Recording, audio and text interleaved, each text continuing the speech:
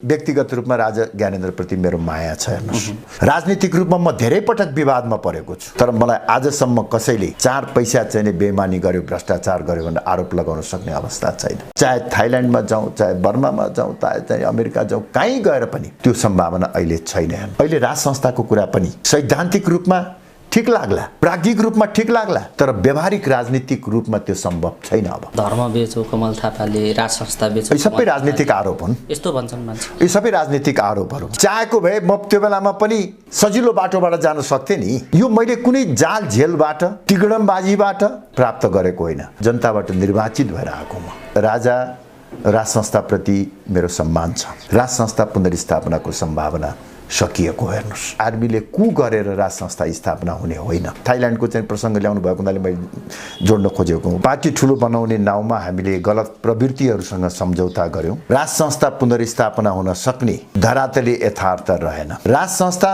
अभिभावकको रूपमा रहन सक्दैन। हारेर चाहिँ हामीले नयाँ बाटो हिँडेका होइनौँ। राप्रपा कसैको पनि रिमोट कन्ट्रोलबाट सञ्चालन हुने पार्टी होइन भनेर भन्न सक्नु पर्दछ। राप्रपा नेपाल राप्रपाबाट फुटेको पार्टी होइन। हाम्रो दीर्घकालीन लक्ष्य छ।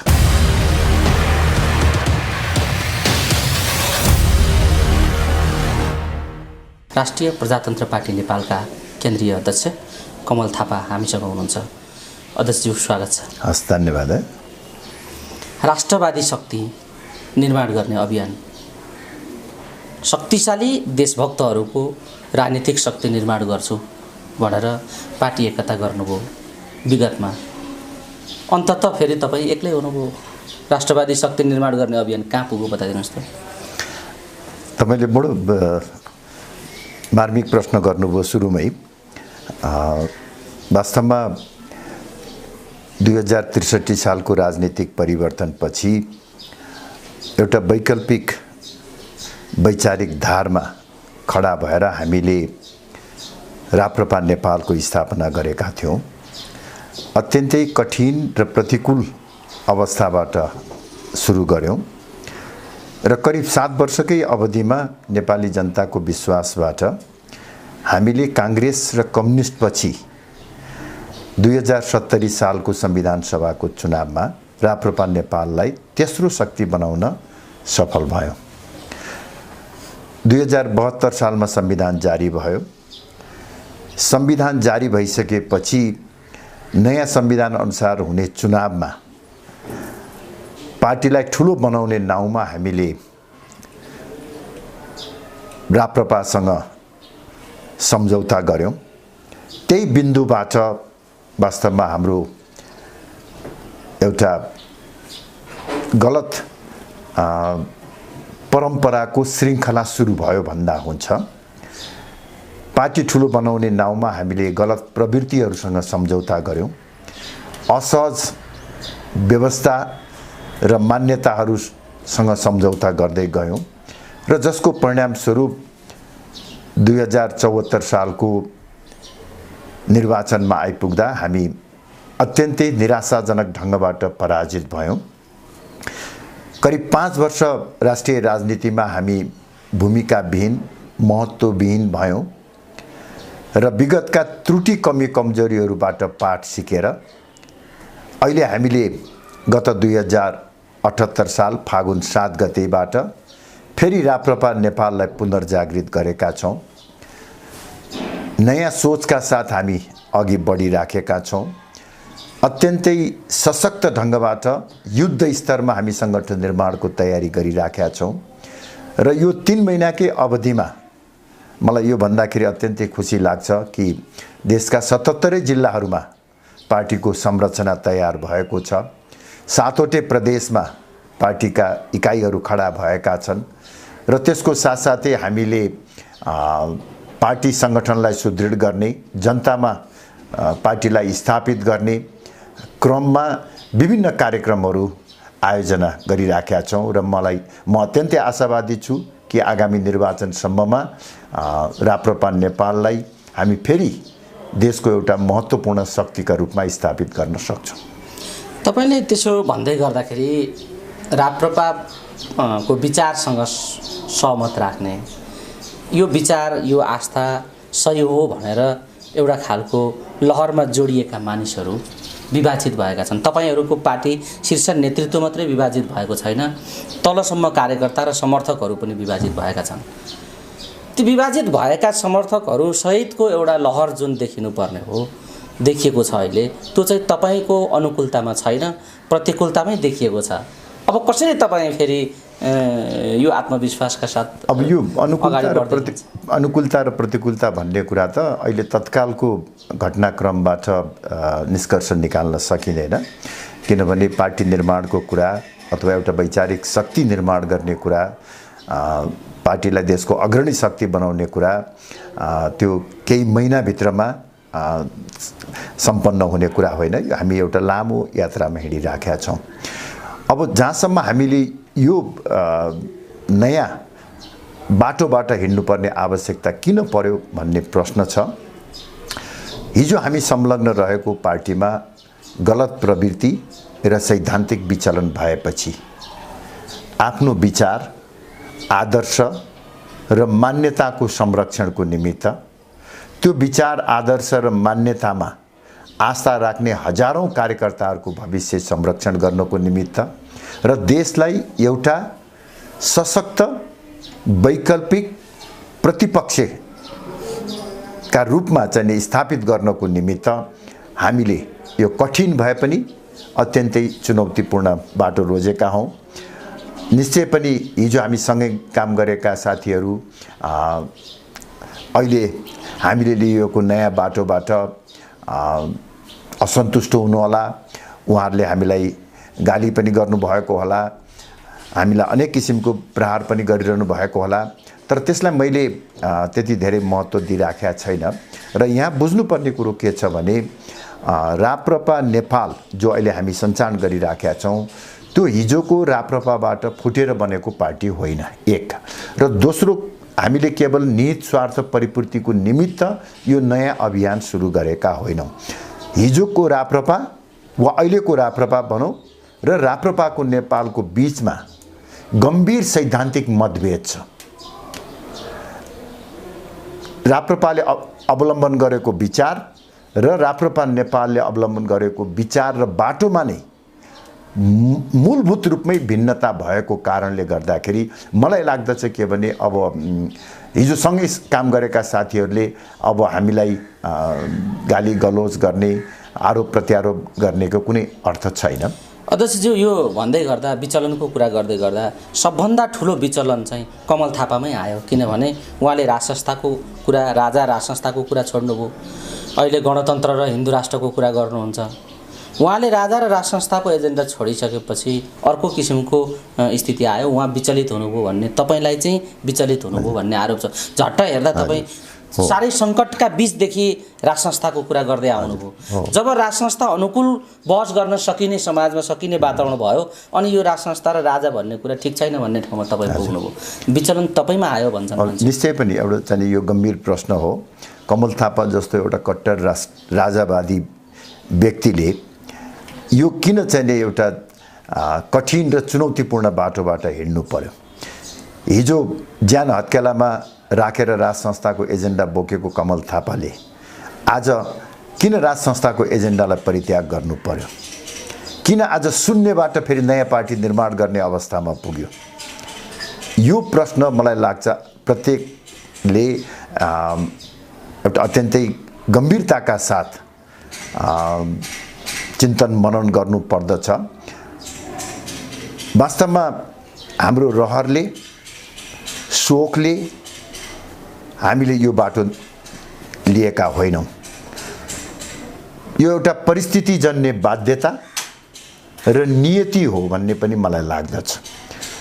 वास्तवमा 15 वर्षसम्म हामीले निरन्तर रूपमा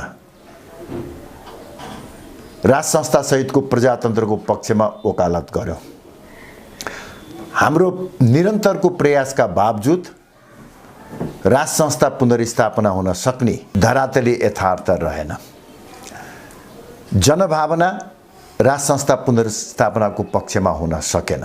हामीले निरन्तर प्रयास गर्यौं, हाम्रो प्रयासको इमानदारीतामा कुनै कमी थिएन, तर स्वयं राजा वा राज संस्थाबाट राज संस्था पुनर्स्थापना गर्ने कार्यमा कुनै सकारात्मक योगदान पुग्न सकेन।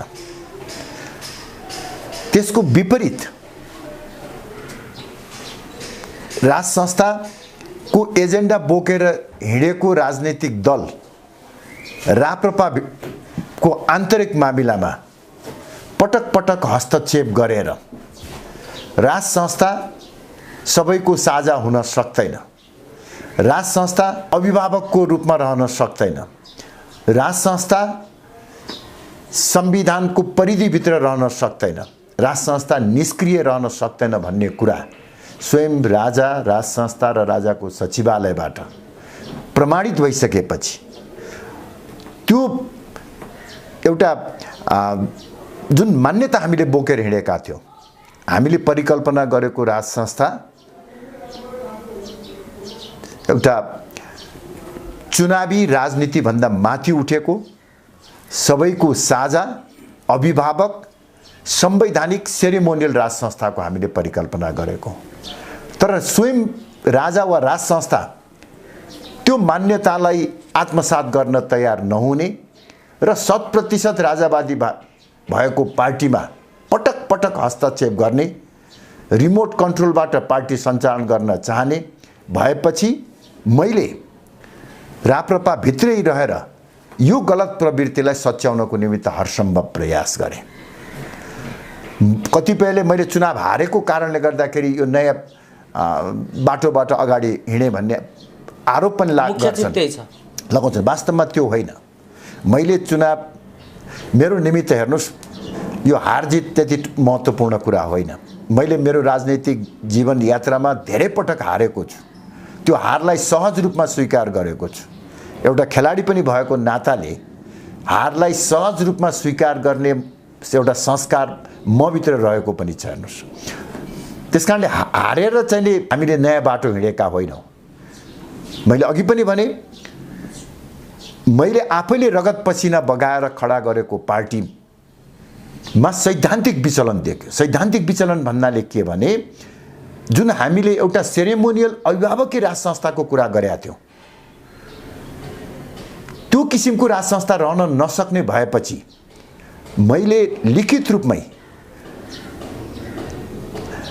पार्टी अध्यक्षलाई पार्टीभित्र देखिएको सैद्धान्तिक विचलनलाई सुधार गर्नको निमित्त आग्रह गरेँ। पटक पटक लेखेर दिएँ, त्यसमा कुनै सुनवाई भएन। भेटेर मैले अध्यक्षलाई अनुरोध गरेँ, त्यो प्रवृत्तिलाई सच्याउनको निमित्त उहाँ तयार हुनु भएन। मेरो माग एउटै मात्र थियो, त्यो के हो भने यदि हामीले राज संस्थाको एजेन्डा भोलिको दिनमा पनि बोकेर जानुपर्ने हो भने राजा सक्रिय होइन, राजा पार्टीको आन्तरिक मामिलामा हस्तक्षेप गर्ने खालको होइन, राजा अभिभावकको रूपमा रहेको हुनुपर्छ भन्ने कुराको किटानीका साथ राप्रपाले भन्न सक्नु पर्दछ। पार्टीको महाधिवेशनमा र विगतमा निर्मल निवासले गरेको हस्तक्षेपलाई भर्त्सना गर्नु पर्दछ। राप्रपा कसैको पनि रिमोट कन्ट्रोलबाट सञ्चालन हुने पार्टी होइन भनेर भन्न सक्नु पर्दछ। राप्रपा राजाले खोलेको पार्टी होइन, राप्रपा निर्मल निवासले सञ्चालन गर्ने संस्था होइन। यो कुराको प्रत्याभूति पार्टीले गर्नु पर्यो भनेर मैले अनुनय विनय गर्दाखेरि पनि जब त्यसको सुनवाई भएन, त्यो अवस्थामा मैले अघि पनि भने कि मेरो आफ्नो जुन विचार थियो, मैले लिएर चाहिँ जुन अभियान सुरु गरेको थिएँ, त्यो केवल राज संस्था पुनर्स्थापनाको लागि मात्र थिएन। राज संस्था हाम्रो एउटा सैद्धान्तिक पक्ष थियो, तर हामीले राष्ट्रियता, प्रजातन्त्र, हिन्दू राष्ट्र, उदार अर्थतन्त्रको वैचारिक धरातलमा सबल र समृद्ध नेपाल निर्माण गर्ने अभियान सुरु गरेका थियौँ। त्यो अभियान अवरुद्ध हुने र राप्रपा राज संस्था पुनर्स्थापना गर्ने केवल सङ्घर्ष समितिको रूपमा मात्र परिणत हुने खतरा देखेपछि या त मैले अब पार्टीभित्र आएको त्यो विचलनलाई लाचारीका साथ स्वीकार गरेर त्यहीँ बस्नु पर्यो, या म राजनीतिबाट पलायन हुनु पर्यो। यो अवस्थामा मैले तेस्रो विकल्प आफ्नो मान्यतालाई फेरि सशक्त ढङ्गबाट अगाडि जाने दृढताका साथ अगाडि बढेको मात्र हो। अध्यक्षज्यू, यो पुरानै कुरा फेरि दोहोरिए जस्तो पनि लाग्न सक्छ दर्शक श्रोतालाई। यो विषयमा तपाईँले धेरैचोटि भन्नुभयो। मैले खालि कुराकानीको सन्दर्भमा तपाईँलाई निकै बैगुनी ठानिराखेका छन्, प्रचार त्यस्तो छ भन्ने हिसाबले मैले यो जिज्ञासा राखेको थिएँ। यतापट्टि छोडेर म अब नयाँ तरिकाले अगाडि बढ्छु भनेर तपाईँ अगाडि बढ्दै जाँदा ठ्याक्कै चुनावका मुखमा पनि पर्नुभयो। स्थानीय निकायको चुनावमा कताकति सहभागी बनाउनु पनि भयो। बताउनुहोस् त के छ समीक्षा स्थानीय निकायको निर्वाचनमा तपाईँहरूको पार्टी र तपाईँहरूले गरेको समीक्षा के हो बताउनुहोस् त। अब स्थानीय निर्वाचनमा हामीहरूको कुनै अपेक्षा नै थिएन।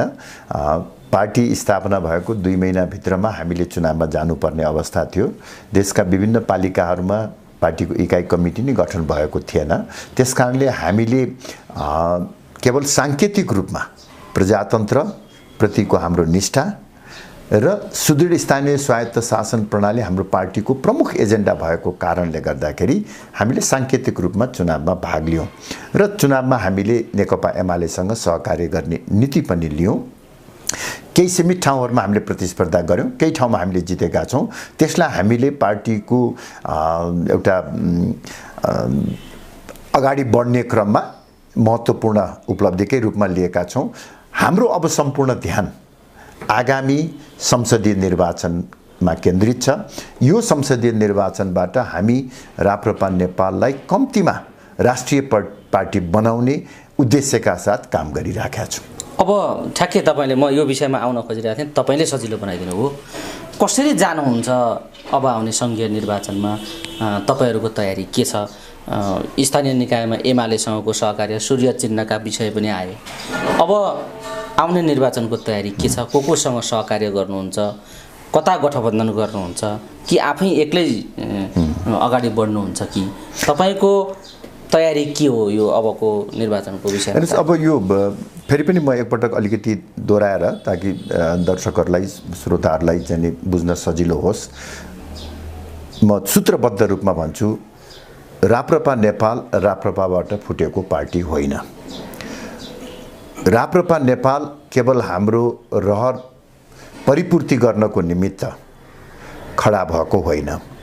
राप्रपा नेपाल कमल थापाले पार्टी अध्यक्षको चुनाव हारेपछि आवेशमा प्रतिक्रियामा खडा भएको होइन। राप्रपा नेपाल नेपालको राष्ट्रिय राजनीतिमा अलग पहिचान, फरक विचार र वैकल्पिक मार्गचित्र बोकेर खडा भएको राजनीतिक दल हो। हाम्रो दीर्घकालीन लक्ष्य छ नेपालमा अहिलेसम्म 2007 सालदेखि 2079 सालसम्म मुख्य रूपले साम्यवादी, समाजवादी, पुँजीवादी वैचारिक मान्यतामा आधारित शक्तिहरू नै राज्य सत्ताको केन्द्रबिन्दुमा रहेका छन्। हामीले यसको विकल्पमा संवर्धनवादको वैचारिक धरातलमा खडा भएको अर्थात् सनातन धर्म, संस्कृति, परम्पराको रक्षा गरेर पनि राष्ट्रको निर्माण गर्न सकिन्छ भन्ने मान्यता बोकेको एउटा वैकल्पिक राजनीतिक शक्ति निर्माण गर्न खोजिराखेका छौँ भन्ने कुरा म स्पष्ट पार्न चाहन्छु। यसको निमित्त समय लाग्छ र आगामी संसदीय चुनाव पनि नजिकै आइसकेको छ। यो संसदीय चुनावबाट पनि हामीले अहिले नै म काङ्ग्रेस र कम्युनिस्ट सरको पार्टी बनाउँछु भन्ने दाबी गर्दिनँ। अहिले हाम्रो न्यूनतम 3% पुर्याएर राष्ट्रिय पार्टी बनाउने उद्देश्य छ। त्यसको निमित्त हामीले समानुपातिक मत पनि प्राप्त गर्नुपर्ने भएको हुँदा हामी आफ्नै पार्टीको चुनाव चिन्ह लिएर जनताका माझमा जान्छौँ। प्रत्यक्षमा केही सिटमा विभिन्न राजनीतिक दलहरूसँग तालमेल गर्छौँ हामी।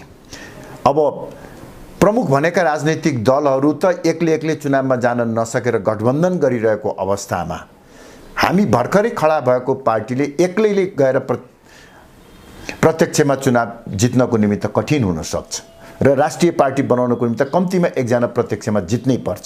त्यो कारणले गर्दाखेरि केही सीमित सिटहरूमा हामी अन्य राजनीतिक दलहरूसँग चुनावी तालमेल गरेर अगाडि जान्छौँ। एमालेसँगै हुन्छ यो तालमेल? सैद्धान्तिक रूपमा सबै राजनीतिक दलहरूसँग सहकार्यको निमित्त हाम्रो ढोका खुला छ र अब हामीलाई सजिलो भएको छ। हिजो हामी राजाको एजेन्डा बोकेर हिँडेका थियौँ र अधिकांश प्रमुख दलहरू गणतन्त्रवादी थिए। त्यस कारणले गर्दाखेरि उनीहरू हामीसँग सहकार्य गर्नको निमित्त अचिलो महसुस गर्थे।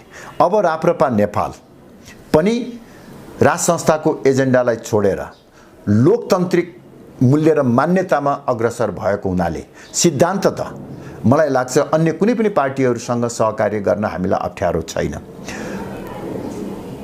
ढोका खुला छ। हामी कुराकानी सबैसँग गर्छौँ। नेपाली काङ्ग्रेस, माओवादी लगायतका दलहरूसँग पनि गर्छौँ। तर अलि न्यानो सम्बन्ध चाहिँ ओलीजीसँग छ। हो, निश्चय पनि तपाईँको के भनिदिउँ, अब गएको स्थानीय चुनावमा पनि हामीले नेकपा एमालेसँग सहकार्य गऱ्यौँ। आगामी संसदको चुनावमा पनि एमालेसँग सहकार्य गर्ने सम्भावना बलियो छ र म यसकारण पनि त्यो बलियो सम्भावना यसकारण छ कि पार्टी खडा स्थापना भएको 2 महिनाभित्र नै भएको स्थानीय चुनावमा राप्रपा नेपालसँग सहकार्य गर्नको निमित्त सैद्धान्तिक रूपमा एमाले जुन सदाशयता देखायो, वास्तवमा हामी त्यति बलियो पार्टी भइसकेका थिएनौँ। तर पनि राप्रपा नेपालले जुन एउटा नयाँ ढङ्गबाट अगाडि बढ्न खोजिराखेको छ, यसलाई बचाउनु पर्छ भन्ने सदाशयताका साथ भर्खर खडा भएको पार्टीसँग सहकार्य गर्नको निमित्त जुन एमाले तयार भयो, त्यसको निमित्त म धन्यवाद पनि दिन चाहन्छु र यही सदाशयताको बलमा हामी आगामी निर्वाचनमा, खास गरी प्रत्यक्षमा केही सिटमा हामी तालमेल गर्छौँ। तर अधिकांश सिटहरूमा राप्रपा नेपालको आफ्नै उम्मेदवारहरू हुन्छन्।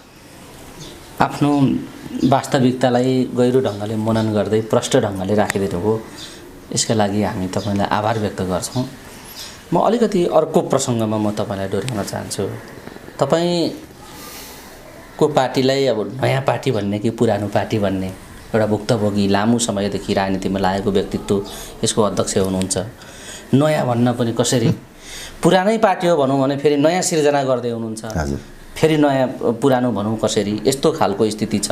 तर पनि तपाईँको अनुभव चाहिँ एउटा कालजयी खालकै छ, किनभने तपाईँ विगत लामो समयदेखि नेपालको राजनीति, कूटनीति, अर्थनीति सबैलाई हेरेर निहालेर सम्हाल्दै पनि आउनुभएको छ कतिपय कालखण्डमा। इतिहासको सबैभन्दा कठिन घडीमा देश आइपुग्यो यसो भन्छन् बाहिर मान्छेहरू मनगणन्ते त्रास फैलाउँदैछन् कि साँच्चै सङ्कट छ, बताउनुहोस् त। होइन, वास्तवमा देशमा सङ्कट छ। 2063 सालको राजनीतिक परिवर्तनपछि देशमा शान्ति, स्थायित्व कायम हुन्छ, प्रजातन्त्र बलियो हुन्छ र आर्थिक विकास र समृद्धिको दिशामा देश अगाडि बढ्छ भन्ने आम मानिसको विश्वास थियो र महत्त्वपूर्ण संरचनागत नीतिगत परिवर्तनहरू पनि भए। तर अहिले 15 वर्ष पछाडि आएर हामी के देख्दछौँ भने जहाँ जान भनेर हिँडेका थियौँ त्यसको ठिक विपरीत गन्तव्यमा हामी आइपुगेका छौँ। अहिलेको देशको अवस्थालाई सूत्रबद्ध रूपमा भन्ने हो भने अहिले लोकतन्त्रको आवरणमा केही सीमित राजनीतिक दलका सीमित नेताहरूले राज्य संयन्त्रमा कब्जा गरेर सर्वसत्तावाद लाद्ने काम गरिराखेका छन्। राष्ट्रियता कमजोर भएको छ। विदेशी शक्तिहरूको चलखेल र प्रभाव तीव्र रूपले बढेको छ र नेपाल अन्तर्राष्ट्रिय शक्तिहरूको रणनीतिक प्रतिस्पर्धा स्थल बन्न सक्ने खतरा बन्दैछ। यसै गरी धर्मनिरपेक्षताको आडमा सङ्गठित र योजनाबद्ध रूपमा भइरहेको धर्म परिवर्तनको कारण अहिले हाम्रो सनातन धर्म संस्कृतिमाथि तीव्र रूपले आक्रमण भइराखेको छ। धर्मान्तरणको, धर्म परिवर्तनको डडेलो देशमा लागेको छ। भ्रष्टाचार अत्यन्तै विकराल भएको छ। अर्थतन्त्र सङ्कटग्रस्त छ। बेरोजगारी समस्या व्यापक भएर गएको छ। यो समग्र स्थितिलाई हेर्दाखेरि देशको अवस्था सन्तोषजनक छैन। यही वास्तविकतालाई दृष्टिगत गरेर पनि राप्रपा नेपालले केही नीतिगत, केही संरचनागत र केही प्राथमिकताहरूमा सुधार गर्नुपर्ने आवश्यकता महसुस गरेको छ। हेर्नुहोस्, नीतिगत सुधारको क्रममा हामीले अहिले साम्यवाद, समाजवाद वा पुँजीवाद जस्ता विचारहरू होइन, संवर्धनवादको विचार देशलाई आवश्यकता छ भन्ने मान्यता राख्दछु। संरचनागत सुधारको क्रममा हामीले धेरै लामो समयसम्म परम्परागत शैलीको संसदीय व्यवस्थालाई अभ्यास गर्दै आयौँ। त्यसले परिणाम राम्रो दिएन।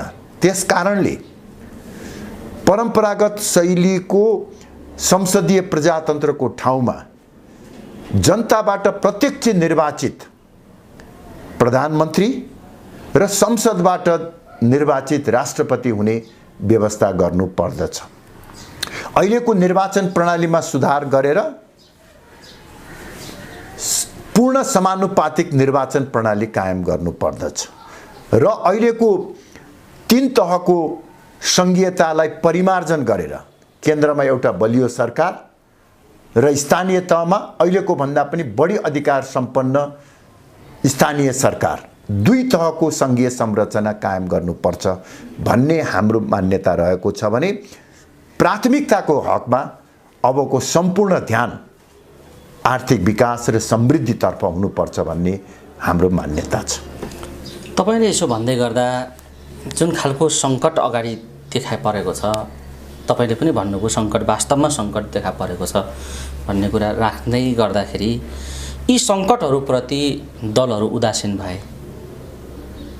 त्यसकारण जनताको दलहरूप्रति, दलका नेतृत्वप्रतिको विश्वास गुम्दै गएको छ र आकर्षणभन्दा विकर्षण बढेको छ।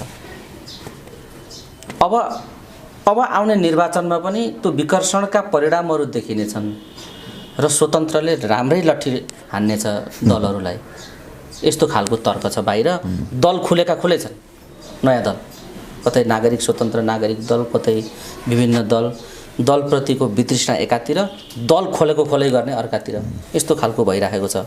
यो चित्रलाई कसरी हेर्नुहुन्छ र तपाईँले यसलाई कसरी मनन गर्नुभएको छ बताउनु। हेर्नुहोस्, अहिले अब देशको जुन किसिमको अवस्था छ, यो बहुदलीय प्रजातन्त्रको असफलता होइन, यो केही प्रमुख राजनीतिक दलको असफलता हो।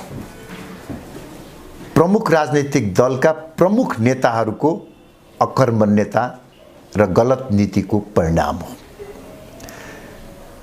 त्यसकारणले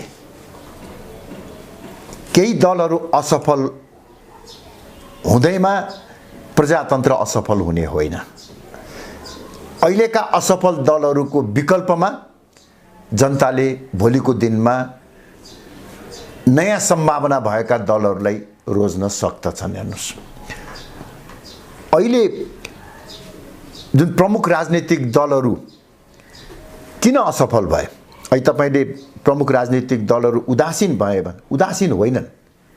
मेरो विभिन्न राजनीतिक दलका नेताहरूसँग पटक पटक कुराकानी हुन्छ, उहाँहरू चिन्तित हुनुहुन्छ, देशको अवस्था पनि चिन्तित हुनुहुन्छ, जनताको पार्टीप्रति बढ्दै गएको वितृष्णाप्रति पनि चिन्तित हुनुहुन्छ। तर त्यो कमजोरीलाई सुधार गर्न सक्ने क्षमता उहाँहरूमा अहिले म देख्दैन। हेर्नुहोस्, किनभने उहाँले बाटो बिराउनु भएको छ। वैचारिक रूपमै उहाँहरूले अवलम्बन गरेको विचार असफल भएको छ। जब आफूले लिएको विचार असफल हुन्छ, मान्छे सिद्धान्तबाट विचलित हुन्छ। सिद्धान्तबाट विचलित हुने बित्तिकै ऊ असुरक्षित महसुस गर्छ। असुरक्षित महसुस हुने बित्तिकै अनेक किसिमका अनैतिकता, भ्रष्टाचार, व्यभिचारहरू हाबी हुन थाल्छन्। हेर्नुहोस्, अहिले भएको त्यही हो। मूल रूपमा सैद्धान्तिक वैचारिक बाटो बिराएका छन्। त्यो बाटो बिराएको कारणले गर्दाखेरि उनीहरू असुरक्षित भएका छन्। असुरक्षित भएको कारणले गर्दाखेरि आफ्नो सुरक्षाको निमित्त अनेक किसिमका बेविचार, भ्रष्टाचार, अनैतिक कार्यहरू गरिराखेका छ। त्यसकारणले यदि सुधार गर्ने हो भने के गर्नुपर्छ? सुरुकै तपाईको चाहिने जुन वैचारिक असफलता हो त्यो असफलतालाई सम्बोधन गर्नुपर्छ। त्यही भएर मैले भनेको हेर्नुहोस्, अहिले हेर्नुहोस् त किन कांग्रेस, कम्युनिस्ट लगायतका पार्टीहरू किन असफल भइराखेका छन्? अहिले कांग्रेस र माओवादी जस्तो पार्टीहरूको बीचमा पनि केही नीतिगत मत भिन्नता देखिन्छ र सैद्धान्तिक मत भिन्नता देखिन्छ र? नाउँमा बाहेक उहाँहरूको कुनै नीतिगत भिन्नता छैन। एउटै सरकारमा बसेर नेपाली कांग्रेस र माओवादी जस्ता विपरीत ध्रुवमा हिँडेका पार्टीहरू, सिद्धान्त त विपरीत विचारधारा बोकेका पार्टीहरू एकै ठाउँमा बसेर अर्थ मन्त्रालयदेखि लिएर विभिन्न लिइराखेका छन्। यो के हो त भन्दाखेरि सैद्धान्तिक विचलन हो। माओवादीले माओवादी विचार र साम्यवादी विचार छोडिसकेका छ। कांग्रेसले प्रजातान्त्रिक समाजवादको विचार छोडिसकेका छ र यी दुवै विकृत दलाल पुँजीवादी व्यवस्था देशमा कायम गरिराखेका छ र त्यसैको परिणाम आज हामीले भोगिराखेका छौँ। यस कारणले गर्दाखेरि मैले अघि पनि भने, तपाईले व्यक्तिगत रूपमा शेरबहादुर देउवा हटाउनु होला, अहिले केपी ओली हटाउनु होला वा प्रचण्ड हटाउनु होला, तर समस्याको समाधान हुँदैन यदि हामीले यो समस्याको मूल जडमा गएर विचार, बाटो र माध्यमलाई नै परिवर्तन गर्दैनौँ। व्यक्तिको ठाउँमा अर्को एक व्यक्ति राखेर, अहिले तपाईले स्वतन्त्र कुरा गर्नुभयो नि, व्यक्ति परिवर्तनले होइन। अहिलेको अवस्थामा हामीले विचार, बाटो, मार्ग र चाहिँ नीतिगत रूपमा नै, संरचनागत रूपमा नै परिवर्तन गर्नुपर्छ भन्ने मान्यता राखेर हामीले राप्रपा नेपालले केही महत्त्वपूर्ण प्रस्तावहरू जनताको माझमा लिएर गएको छ। यो सजिलो छैन, तर हामीले जनतालाई ठिक ढङ्गबाट बुझाउन सक्यौँ भने यो समाधान हुन सक्छ। दलीय व्यवस्थामा दलको असफलताको विकल्प कुनै एउटा स्वतन्त्र व्यक्ति होइन, हुन सक्दैन। हो, प्रजातन्त्रमा स्वतन्त्र व्यक्तिहरूलाई पनि आफ्नो अधिकार हुन्छ, उनीहरूले आफ्नो योजना ल्याउन सक्छन्। त्यसकारणले यो पहिला चाहिँ के भन्छ, व्यक्ति परिवर्तन भन्दा पनि अहिलेको व्यवस्था परिवर्तन। हामीले भनेको जस्तो जनताबाट प्रत्यक्ष निर्वाचित प्रधानमन्त्री निर्वाचित हुने प्रणालीमा जाउँ न, त्यसपछि स्वतन्त्र व्यक्तिले पनि एक्लैले पनि प्रधानमन्त्री भएर यो राज्य सञ्चालन गर्न सक्छ र महत्त्वपूर्ण परिवर्तन गराउन सक्छ। अहिलेकै संसदीय व्यवस्थामा, परम्परागत शैलीको संसदीय व्यवस्थामा 2 जना 3 जना स्वतन्त्र व्यक्तिहरू आएर के हुन सक्छ र? केही परिवर्तन हुँदैन। हो, स्थानीय निकायमा किनभने प्रत्यक्ष रूपमा त्यहाँको कार्यकारी प्रमुख जनताबाट निर्वाचित हुन्छन्, त्यहाँ अलिकति फरक पर्छ। तर संसदीय चाहिँ राष्ट्रिय सरकार त जनताबाट सिधै निर्वाचित हुँदैन। हो, त्यसैले हामीले भनेका के हो, जसरी मेयर, उपमेयर सिधै जनताबाट निर्वाचित हुन्छन्, प्रधानमन्त्री पनि त्यसै गरी निर्वाचित हुने व्यवस्था गर्यौँ भने असल जनताले रुचाएका व्यक्तिहरू प्रधानमन्त्रीको रूपमा आउन सक्छन् र देशमा आमूल परिवर्तन हुन सक्छ। यो एउटा पाटो हो। यो किन भइराखेको छ र यसको समाधान के हो भन्ने समेत जोडेर बताइदिनु भयो। यो एउटा पाटो हो। अर्को पाटो थोरै सरकारको समीक्षा पनि गरौँ। यो परमादेशको गठबन्धन सरकार जुन छ अहिले, यो यसलाई धेरैले प्रचण्ड सरकार पनि भन्छन्, तर देउबाजी हुनुहुन्छ प्रधानमन्त्री। यो गन्जागोल भइरहेछ यहाँभित्र। आरोप लाउनेलाई पनि सजिलो अनि काम गर्नेलाई चाहिँ एकदम अप्ठ्यारो खालको यो गठबन्धन देखिन्छ। यसको जन्म पनि परमादेशबाट भयो। अरू धारे हात लाउनेलाई थप यसले बल पनि दिएको छ। तपाईँ चाहिँ यी गिजोलिएका दलहरूभन्दा अलिक पृथकै हुनुहुन्छ। लोकतान्त्रिक गणतन्त्रलाई आत्मसात गरेर अहिले दल खोल्नु भएको भए पनि गिजोलिएको भन्दा अलिक पृथक र निष्पक्ष स्वतन्त्र दृष्टिकोण तपाईँको आउन सक्छ यो विषयमा भन्ने मानिसहरूको अपेक्षा हुन्छ। हाम्रो पनि अपेक्षा त्यही हो। बताइदिनुहोस् त, यो गठबन्धनको सरकार एउटा दलीय आग्रह पूर्वाग्रहभन्दा माथि उठेर ठ्याक्कै तपाईँले देखेको यो गठबन्धनको सरकारको काम कारबाही कस्तो छ र यो भित्र किन यस्तो खालको खटपटी भएर पनि यो टिकिरहेको छ, चलिरहेको छ। के हो यसको दबाई, यसको भित्री रोग के हो बताइदिनु? होइन, मूल कुरो त हेर्नुहोस्, यो चाहिँ जुन अहिले गठबन्धनको सरकार छ यो अपवित्र गठबन्धन हो। पूर्व जान र पश्चिम जान हिँडेका यात्रीहरू बीचको चाहिँ नि गठबन्धन हो। घिउ बेचुवा र तरबार बेचुवाको बीचको गठबन्धन हो, स्वार्थको गठबन्धन हो। यस्तो गठबन्धनबाट पवित्र निस्वार्थ राष्ट्रहित र जनहितको काम हुनै सक्दैन। हेर्नुहोस्, अब कतिन्जेल टिक्छ भन्ने कुरा छ, त्यो स्वार्थ मिलुन्जेलसम्म यो टिक्छ। हेर्नुहोस्, र कमसेकम अब आगामी चुनावसम्म सायद यही सरकार रहला, त्यो पनि भन्न सकिँदैन। दुर्भाग्यको कुरा के हो भनेदेखि 2/3 बहुमत करिब प्राप्त गरेको नेपाल कम्युनिस्ट पार्टी 2-2.5 वर्षमै चाहिँ नि पतन भयो र अनेक किसिमको संविधानको छिद्र प्रयोग गरेर अहिलेको सरकार बनेको छ। यो सबैको पछाडि पनि मूल कारण अघि मैले भनेकै संरचनागत कमजोरीहरू नै। हेर्नुहोस्, अहिले जुन किसिमको निर्वाचन पद्धति हामीले अवलम्बन गरिराखेका छौँ, एउटा वडामा चुनाव जित्नको निमित्त त 20औं लाख रुपियाँ खर्च गर्नुपर्छ भने सांसदको चुनाव जित्नको निमित्त करोडौं खर्च गर्नुपर्छ। त्यो करोडौं पैसा कहाँबाट आउँछ? या त विदेशीले दिनु पर्यो, या भ्रष्टाचार गरेर प्राप्त गर्नु पर्यो, या स्वार्थी व्यापारीहरूसँग लिनु पर्यो। चाहे विदेशीसँग लिनुहोस्, चाहे भ्रष्टाचार गरेर कमाएको पैसा होस्, चाहे व्यापारीबाट लिएको होस्, भोलि निर्वाचित भइसकेपछि त स्वाभाविक रूपले त्यसको गुण तिर्नुपर्ने हुन्छ, ब्याज सहित असुल गर्छ। त्यो पृष्ठभूमिमा सरकार निस्वार्थ, इमानदार र राष्ट्रवादी हुनै सक्दैन। हेर्नुहोस्, त्यस कारणले गर्दाखेरि मैले फेरि पनि दोहोऱ्याएर भन्न खोजिराखेको छु के भने यो संरचनागत सुधार्ने अहिलेको ठुलो आवश्यकता हो, वैचारिक सुधार्ने अहिलेको ठुलो आवश्यकता हो। साम्यवाद संसारबाट पतन भइसकेको छ, असफल भइसकेको विचार छ। माओवादी विचार संसारमा कहीँ चल्न सकेका छैन। स्वयं माओको जन्मस्थल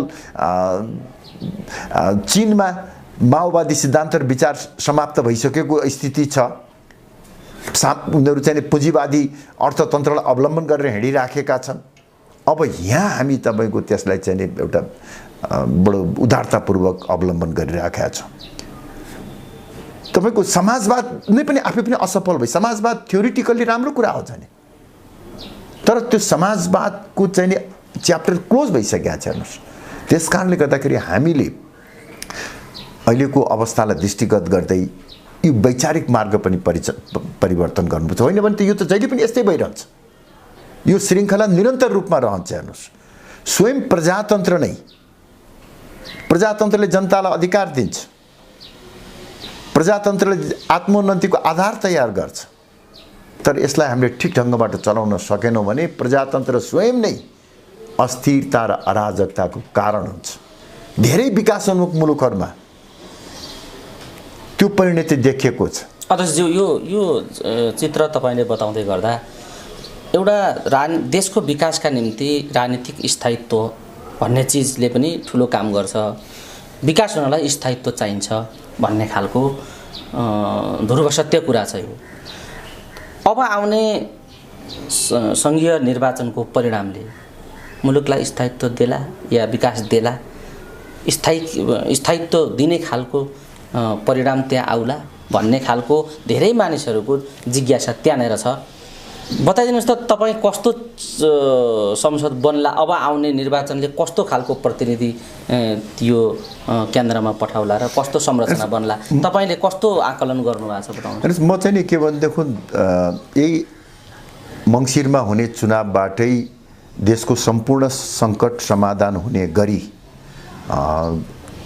एउटा नयाँ शक्ति सन्तुलन र ध्रुवीकरण हुन्छ जस्तो मलाई लाग्दैन। हेर्नुहोस्, म धेरै आशावादी छैन, तर सुधारको दिशातर्फ यो निर्वाचनले केही महत्त्वपूर्ण आधारहरू तयार गरिदिन्छ। जस्तो उदाहरणको निमित्त भनौँ, राप्रपा नेपाल यदि संसदमा जाने अवसर प्राप्त गर्यो भने अहिले नै हामीले 2/3 बहुमत ल्याएर हामीले भनेको जस्तो जनताबाट निर्वाचित प्रधानमन्त्रीको पद्धति वा 2 तहको सङ्घीय संरचना त बनाउन सक्ने अवस्था हुँदैन, तर त्यसको निमित्त आवाज उठाउने ठाउँमा त हामी पुग्छौँ नि।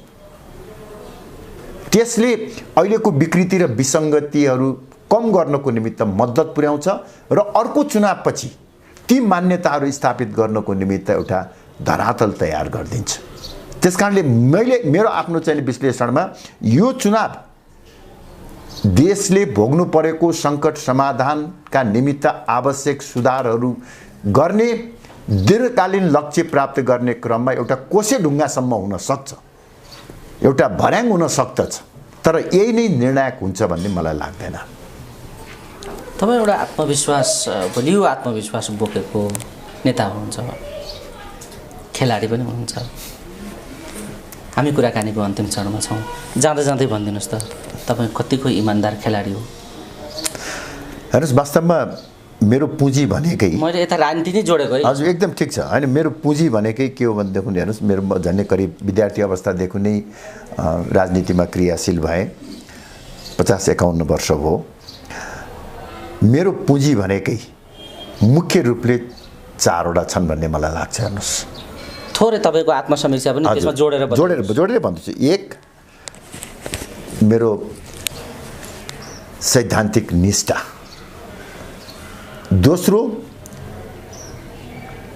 जनताप्रतिको मेरो विश्वास। तेस्रो, अनुशासन। र चौथो, इमान्दारिता। यो मेरो चाहिँ पुँजी हो, जसको आधारमा म राजनीतिमा क्रियाशील भइराखेको छु। आत्मसमीक्षा गर्दै म तपाईँलाई भनौँ, हेर्नुहोस्, अब म जुन एउटा सामाजिक परिवेशमा जन्मेँ,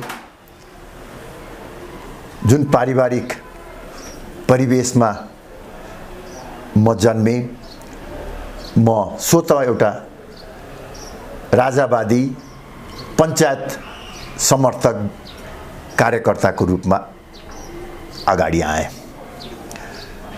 र पञ्चायतको अन्तिम घडीसम्म म पञ्चायतको एउटा प्रमुख खम्बाको रूपमा रहेँ। 46 सालको परिवर्तन हुँदाखेरि म मन्त्री नै, सञ्चार मन्त्री थिएँ। 47 सालको परिवर्तन भयो। त्यसपछि मेरो निमित्त सबै बाटो खुला थिए। काङ्ग्रेस, एमाले लगायतका पार्टीहरूमा पनि म सहभागी भएर आफ्नो भविष्य निर्माण गर्न सक्थेँ। तर त्यो बेलाको विपरीत धार राप्रपामा म संलग्न भएँ। त्यो बेलामा मैले कुनै सत्ता, स्वार्थ वा मेरो आफ्नो व्यक्तिगत चाहना भन्दा पनि मुलुकको बृहत्तर हित र आफ्नो निष्ठालाई चाहिँ आधार बनाएर राप्रपामा संलग्न भए। हेर्नुहोस्, र जनताको विश्वासबाट, मेरो मेहनतबाट, इमान्दारिताको परिणामस्वरूप बहुदलीय प्रजातन्त्र आइसकेपछि पूर्व पञ्चहरूमध्ये सबैभन्दा पहिला झन्डा चाहिने हल्लाउने व्यक्ति मै हुन पुगेँ। मभन्दा धेरै अग्रजहरू थिए नि पञ्चायतमा, तर 51-52 सालमा जब हामी सरकारमा पुग्यौँ, सबभन्दा पहिला हामी नै म भएँ। त्यसै गरी हेर्नुहोस्, 2063 को राजनीतिक परिवर्तनको बेलामा राजाको सरकारको गृहमन्त्री थिएँ म। परिवर्तन भयो, मैले आफ्नो निष्ठा परिवर्तन गरिनँ। चाहेको भए म त्यो बेलामा पनि सजिलो बाटोबाट जान सक्थेँ नि। त्यो बेलाका मेरा अग्रजहरू जनताको चाहना, परिवर्तनको लहर भन्दै गणतन्त्र, धर्मनिरपेक्ष, संघीयताको बाटोबाट जानुभयो। मैले त्यस्तो अवस्थामा पनि राज संस्था सहितको प्रजातन्त्र, हिन्दू राष्ट्र र सुदृढ स्थानीय स्वायत्त शासनको विचार बोकेर हिँडे। त्यो बेलामा कतिपयले भनेका थिए कि कमल थापाको अब राजनीतिक भविष्य सक्यो। कमल थापाले अब वडामा पनि चुनाव जित्न सक्ने स्थिति हुँदैन। तर त्यसपछि अहिलेको चाहिँ पछिल्लो राजनीतिक परिवर्तनपछि पनि हिजोको राप्रपा मध्ये सबैभन्दा उच्च पदमा पुग्ने व्यक्ति सौभाग्य मैले प्राप्त गरेँ। यो मैले कुनै जाल झेलबाट तिगडमबाजीबाट प्राप्त गरेको होइन। अघि मैले भनेको त्यही 4वटा मेरा पुँजीहरूको चाहिँ एउटा समुचित प्रयोगबाट हो। मैले 47 सालपछि सबभन्दा पहिला मन्त्री भएको राजाको निगाहबाट वा कसैको निगाहबाट होइन, जनताबाट निर्वाचित भएर आएको म। 63 सालको परिवर्तनपछि कसैको निगाहबाट म उपप्रधानमन्त्री भए होइन, जनताबाट निर्वाचित भएर आएको। त्यसैले जनताप्रतिको विश्वास, मेरो इमान्दारिता, सैद्धान्तिक निष्ठा र अनुशासन, यो मेरो चाहिँ पुँजी हो। त्यसैको बलमा म आज स्थापित भएको छु। 50 वर्षको राजनीतिक यात्राको क्रममा राजनीतिक रूपमा म धेरै पटक विवादमा परेको छु, तर मलाई आजसम्म कसैले 4 पैसा चाहिँ बेइमानी गर्यो, भ्रष्टाचार गर्यो भनेर आरोप लगाउन सक्ने अवस्था छैन। कमल थापाले कुनै अनैतिक काम गर्यो, बेइमानी गर्यो भनेर भन्न सक्ने अवस्था छैन। हेर्नुस्, तर विरोधीहरू त नराम्रोसँग आलोचना गर्छन्, धर्म बेच्यो कमल थापाले, राज संस्था बेच्यो, यो सबै राजनीतिक आरोप हुन्। यस्तो भन्छन् मान्छे, यो सबै राजनीतिक आरोपहरू। ठिक छ, म यतातिर जान्छु। त्यसकारण मैले भन्दा भोलिको दिनमा पनि यही 4वटा मेरा चाहिँ जुन पुँजीहरू छन् यसको आधारमा म राप्रपा नेपाललाई स्थापित गराउँछु भन्ने मलाई आत्मविश्वास छ। ठिक छ, हामी कुराकानीको अन्तिम चरणमा छौँ। जाँदै मैले झन्नै छुट्याएको छु एउटा सोध्नै पर्ने विषय, त्यो उत्तर तपाईँसँग मागेर म यो कुराकानीलाई टुङ्ग्याउनेछु। पछिल्लो समय राजा या राज संस्थाको पुनर्स्थापना सम्भव छैन भन्ने निष्कर्षमा तपाईँ पुग्नु भएको छ, तर थाइल्यान्डमा राजा फर्काउने छलफल चलिरहेछ भन्ने बजारमा चर्चा छ। अहिले राजा पनि थाइल्यान्ड भ्रमणमा जानुभएको छ, विभिन्न देशका प्रतिनिधिहरू बिच त्यहाँ वार्ता भयो भन्ने कुरा पनि अहिले बजारमा हल्ला छ। थाइल्यान्ड भ्रमणमा वार्ता हुँदैछ भन्ने खालको एउटा हल्लाबारे तपाईँ के भन्नुहुन्छ र सम्भावना के छ राज संस्था पुनर्स्थापनाको बताइदिनुहोस् त। हेर्नुहोस्, वास्तवमा अब अलि तितो लाग्न सक्छ, हुन त मलाई चाहिँ